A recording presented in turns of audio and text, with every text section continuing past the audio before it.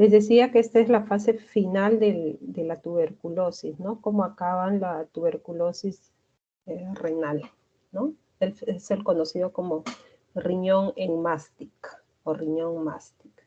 Ya no se ve mucho de estos casos, ha dicho sea de paso, ¿sí? ¿Están ahí? ¿Tengo audio?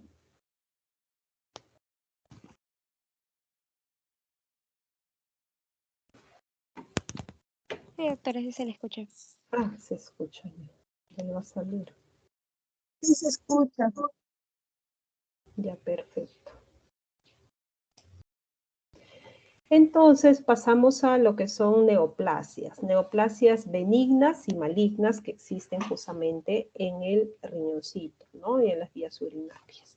Bueno, los más frecuentes son los benignos, ¿sí? ¿Cuáles pueden ser los benignos? Puede ser el angiomiolipoma, que son tumores compuestos por vaso, músculos, ¿no? Y grasa, ¿sí? La posibilidad que un angiomiolipoma pueda tener hemorragia en realidad es raro, sobre todo cuando son muy grandes, pero la mayoría de estos tumorcitos son pequeñitos. Otro tumor que puede existir benigno también es el oncocitoma, aunque el oncocitoma les diré que se parece mucho, no solamente lo digo yo, lo dice la literatura, se parece mucho a un carcinoma de células renales, que es el tumor maligno más frecuente. Siempre hay que hacer este diagnóstico diferencial, ¿ok? Y tiene una imagen característica estrellada, ¿ok? Pero si nos vamos un poquito a la infancia, no puede pasar por alto el famoso tumor de Wilms, ¿no? Que es una masa relativamente frecuente renal en la edad pediátrica, ¿no? La edad de presentación es más o menos 3, 4 añitos y puede ser unilateral, pero también hay una pequeña proporción que puede ser bilateral, ¿sí? Entonces, ¿qué es lo que le detectan a estos niños que previamente han estado completamente sanos? Va a hacer que el abdomen va a ser más abultado, a la palpación se va a palpar una masa, ¿no? En realidad, a veces el diagnóstico puede ser incidental. Y cuando vienen por este tipo de sospecha, le hacemos la ecografía y fíjense, es una masa bastante grande, sólida, obviamente. Como es tan grande, puede tener hemorragia, puede tener necrosis, ¿sí? Todas estas imágenes corresponden a ecografía y puede tener calcificaciones también, calcio, grasa, son tumores bien grandes. Fíjense, esto es una tomografía en un paciente pediátrico donde no se ve prácticamente, acá podemos decir el famoso signo del órgano fantasma, por lo menos en este corte, ¿no? Porque sabemos que el riñoncito debería de estar ahí, pero la masa ha crecido tanto que ni siquiera nos deja ver el riñoncito, lo ha atrapado, lo ha envuelto por completo, ¿no? Entonces, es una masa que está dependiendo, si nos vamos más abajito, del polo superior de mi riñón derecho, ¿no? Bastante heterogéneo. ¿Qué quiere decir heterogéneo? Que tiene áreas hipodensas y áreas más hiperdensas, ¿cierto? Y como está tan grande, obviamente, está ocasionando compresión de la vena cava, ¿sí? Y también trombosis de la vena cava, ¿no? Y la trombosis de la vena cava también ha llevado a la consecuencia de una trombosis a nivel de la aurícula derecha. Fíjense, esta imagen hipodensa corresponde a una trombosis. Fíjense en este corte, esta área que está ocupada es lo que estábamos diciendo, esta imagen hipodensa corresponde a la trombosis de la vena cava, ¿sí? Y acá llegó hasta la aurícula derecha.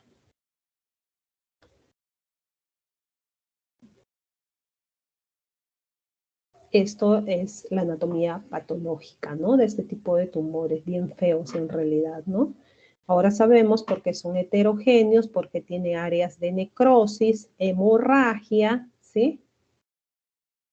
Y de lo maligno en la edad pediátrica viene lo benigno, que les decía que es el angiomiolipoma, ¿no? Estos tumorcitos pequeñitos, la mayoría por ecografía, fíjense cómo se ve, su mismo nombre lo dice, angiomiolipoma, o sea, contiene músculo, contiene vasos y contiene grasa, pero su contenido es mayor de grasa, por eso tiene esta ecogenicidad, por eso son hiperecogénicos, ¿sí? Por el contenido, ¿no?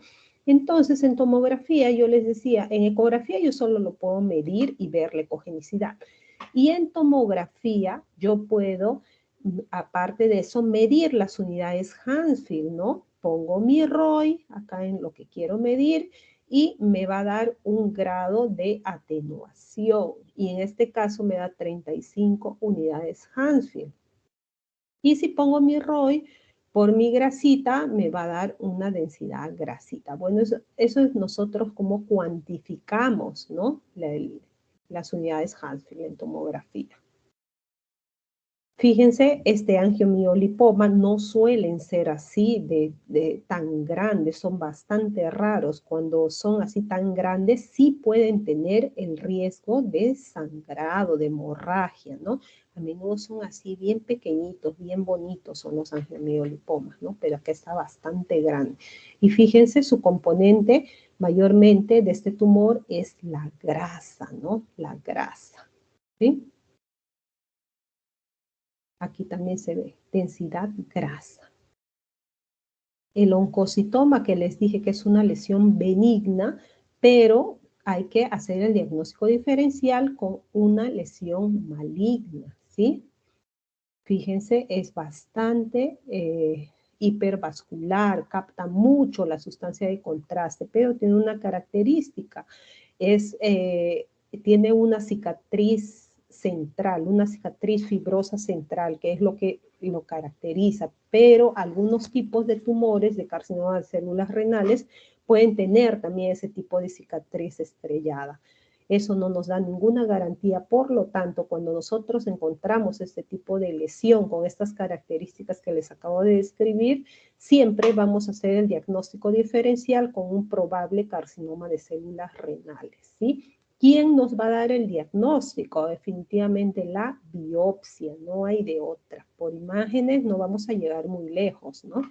Podemos tener las características, pero a menudo van a biopsia, a menos que sea un oncocitoma con todas las características y bueno, pues decidan simplemente vigilar esa lesión por unos 6 meses, obviamente tomando en cuenta la clínica del paciente, ¿no?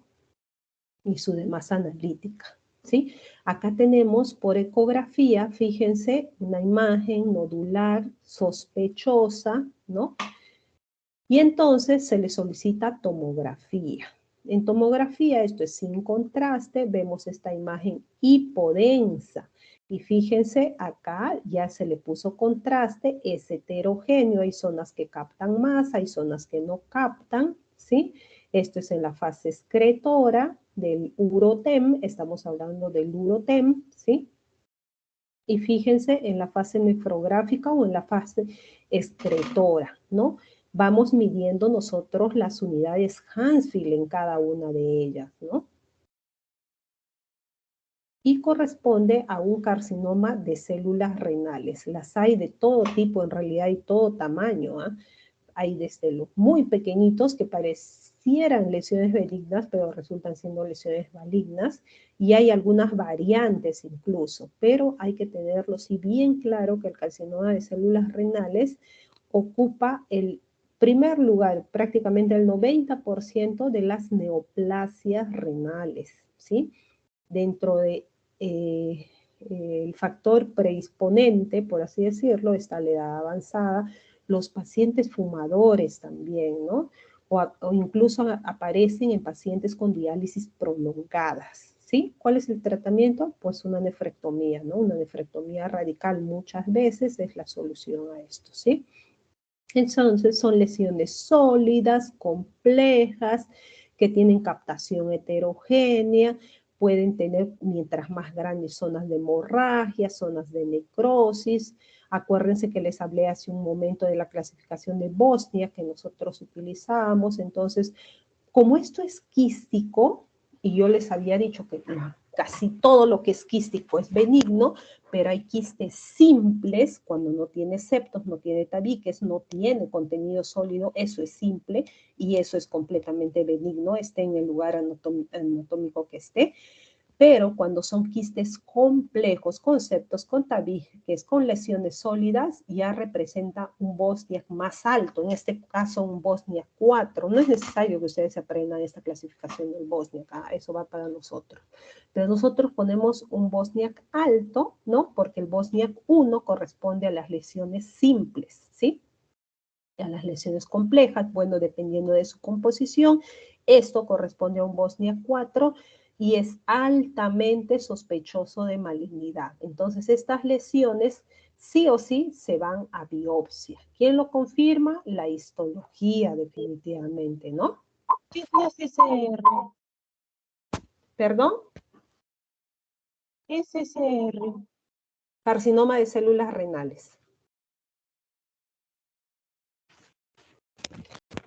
Bien, vamos a hablar, eso es en cuanto a los...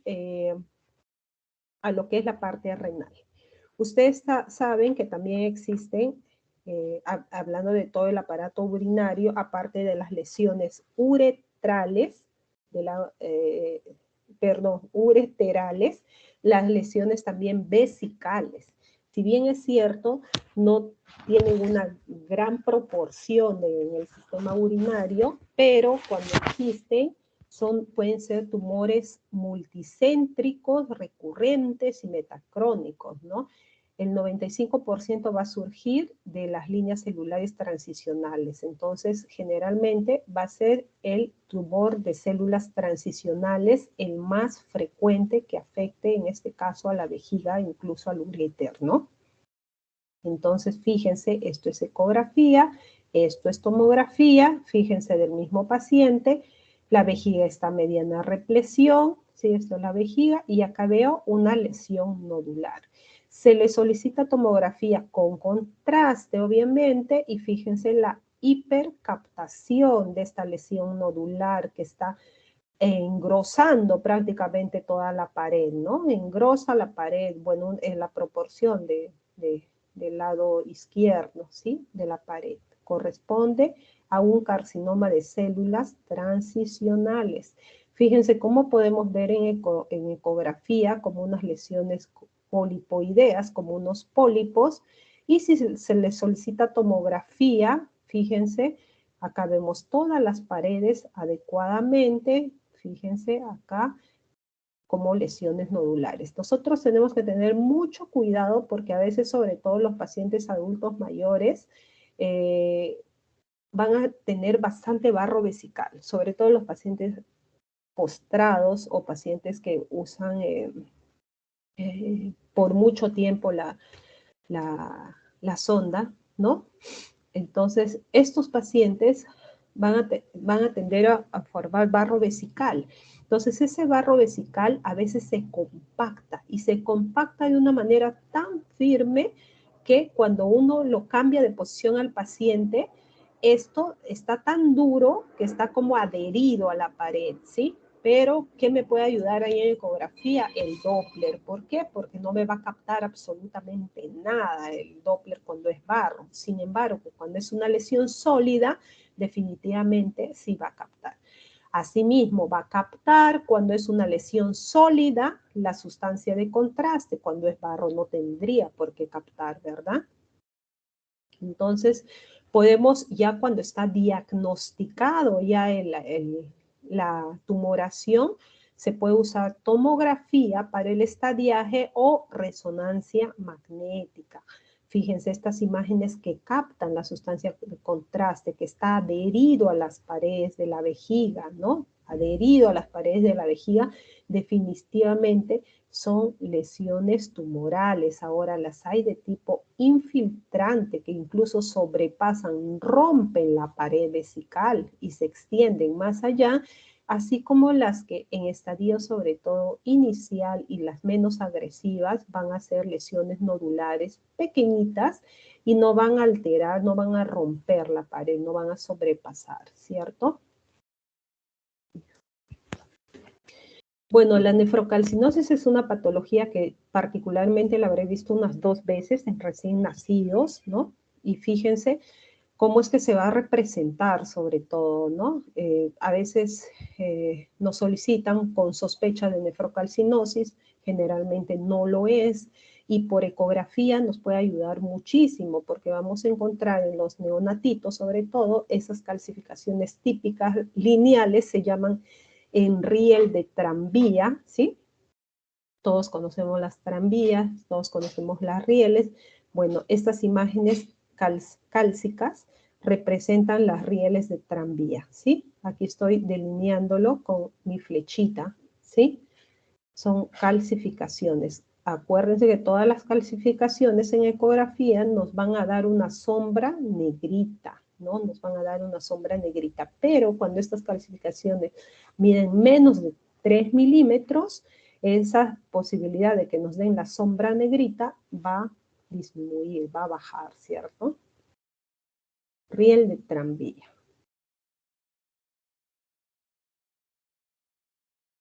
Preguntas, chicos.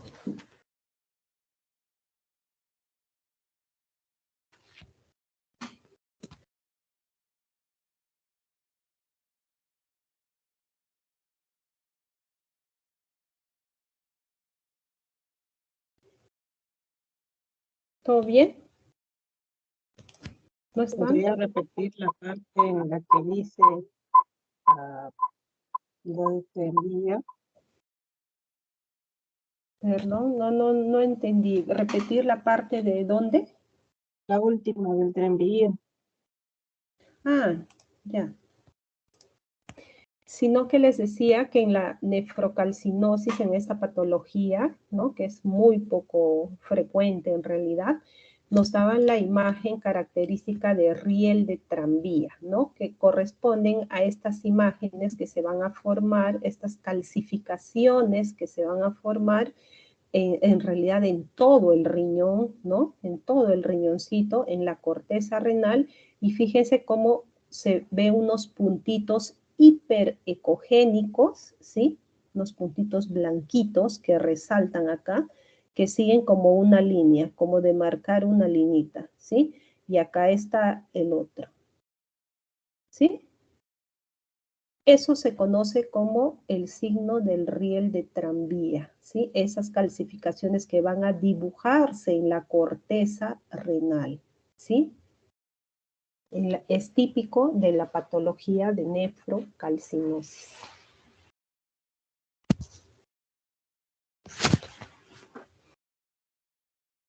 ¿Algo más, chicos?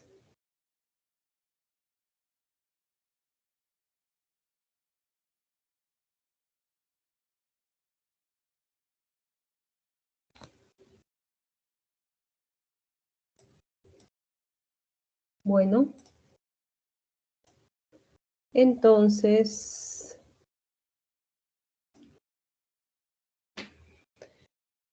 chicos, la próxima clase, como les vuelvo a repetir, tengo un conflicto familiar y no voy a poder dar la clase el día viernes, por lo tanto, por favor, pónganse de acuerdo, díganle a la delegada que está desconectada, Valerie, algo habrá pasado, me imagino, que se pongan de acuerdo, por favor, todos para poder dictar la clase antes del día viernes, ¿sí? Si ustedes me dicen el domingo, lo hacemos el domingo, me dicen un día de la semana en la noche, claro que no tengo que tener guardia, ¿no? Y nos ponemos de acuerdo, ¿ya? Para dictarlo antes del día viernes, así ustedes el día viernes también se quedan libres, bueno, libres de mi clase. Y ustedes el día de la semana que nos toque, les va a tocar hacer una exposición, ¿cierto? Yo voy a exponer de útero y ovarios, voy a hacer la presentación, la iconografía, y a ustedes les va a tocar exponer enfermedades infecciosas renales. Es eso lo que está programado, ¿cierto? Diagnóstico radiológico de enfermedades infecciosas e inflamatorias renales. Es la exposición, la S11 está en el módulo 6. ¿Ok? ¿Dudas?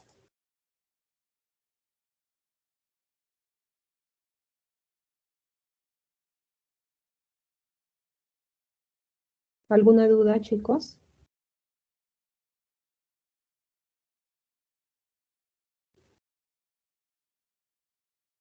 Creo que no, doctora. Ya, perfecto. Entonces, quedamos así. Ya, me están avisando, estamos coordinando para nuestra próxima clase. Y ustedes ya les estoy anticipando de la exposición que tienen. ¿Ya, chicos? Bueno, que les vaya bien, cuídense mucho. Que pasen un buen fin de semana. Gracias, Listo, de doctora. nada. Hasta luego, chicos. Hasta luego, chicos. Gracias, doctora. Gracias. Gracias a ustedes. Gracias, doctora. Gracias. Nos vemos.